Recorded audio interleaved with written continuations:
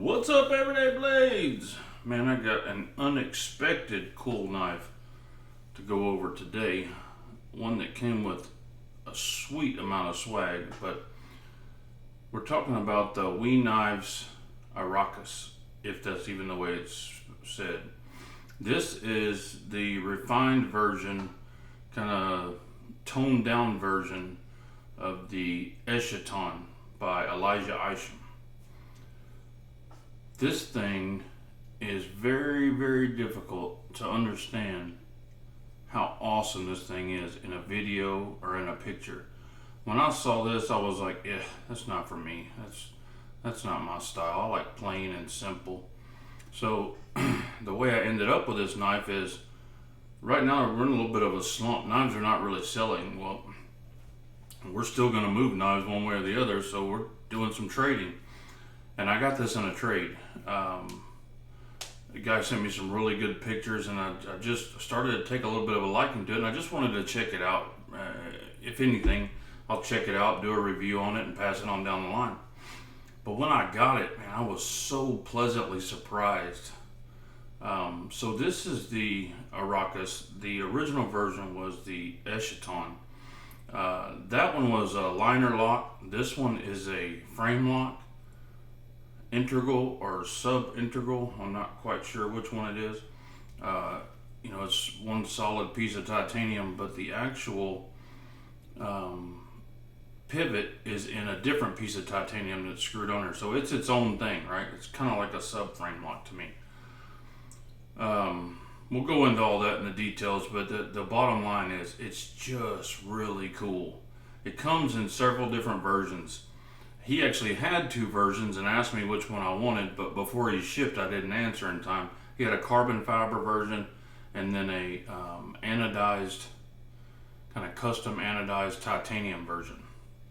I actually chose the carbon fiber version, but he had already shipped this, and I'll tell you what, I'm not disappointed.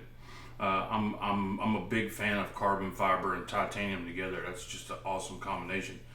But I didn't lose out on anything because this knife is extremely cool. The action on this knife is just insane. It just feels good. It flips 1,000 out of 1,000 times. The weight on it is crazy insane for a knife this size. 3.6 ounces. And this is an 8-inch knife. 8 inches overall. And this knife has been reviewed by other people. My biggest point to this video is seeing this knife, as lots of others, I've said this about a lot of other knives, seeing this knife in videos and pictures just doesn't do it justice. I mean, this knife is just extremely cool to a collector. You know, we choose what knife we're going to carry that day, and there's some people we run into and we're really glad we're carrying a certain knife, right? Just to kind of show them certain people that appreciate it. You can show this knife to anyone, a knife person, a non-knife person, and they put it in their hand and they're going to appreciate that, because it's not some butchered up gas station knife, alien version of some stamped out piece of crap. This thing is very, very high quality. I mean, We Knives does awesome work to begin with, but this one is a cut above the rest of the We Knives I've had. So I don't know how many versions they have of this with the different colors and carbon fiber and all this, but I think I've seen at least 6. So this thing came with a ridiculous amount of swag, and on top of that, the guy I bought it from was just awesome. I believe his name was James Fry. Sent me a ton of other swag with it, bunch of stickers and all that stuff. I thought, wow, they sent a lot of crap with this knife, but I spoke to him later and he sent it extra stuff, so thank you, man, I appreciate that. But one thing they sent was this really cool hank. I mean, it's like you buy an expensive knife. This knife retails for about $400. When you buy an expensive knife, it's really cool to get some stuff with it. They actually I don't know if there are any left, I don't think so, a deal where you could buy this knife and you get a Civivi free. There was like a big question mark on the box, and anywhere from like $50 to $80, some whatever Civivi with it. That was cool. And the knife was actually the same price, so you got that knife completely free. Comes with the standard zipper pack, and then had this with it. This held all the stickers and the certificate of authenticity.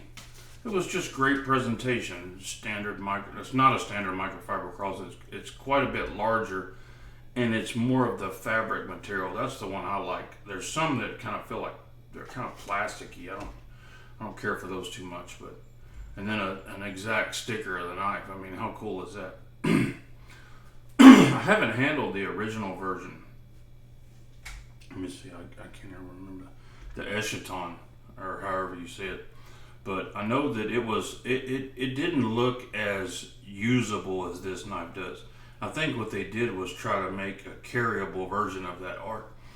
This guy designed a really cool knife. The way these cutouts just flow through the knife, super, super cool. The action is just fire. I mean, it just feels good. This one's not even broke in yet. It's still pretty new, but the centering is dead on. It just looks really good. It's one of those knives when you get it in your hand.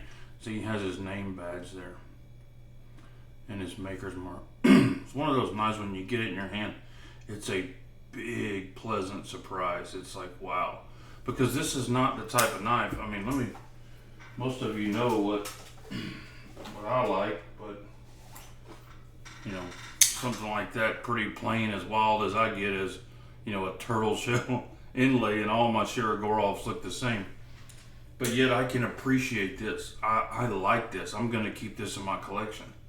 I thought that I would just get it and flip it, and hopefully it sold better than the knife that I traded for. That knife wasn't selling, but hardly any knives are selling at the moment. So it was just a way to get a different knife and check it out and have one to review for the channel. But I'll put it up against a couple of other familiar knives.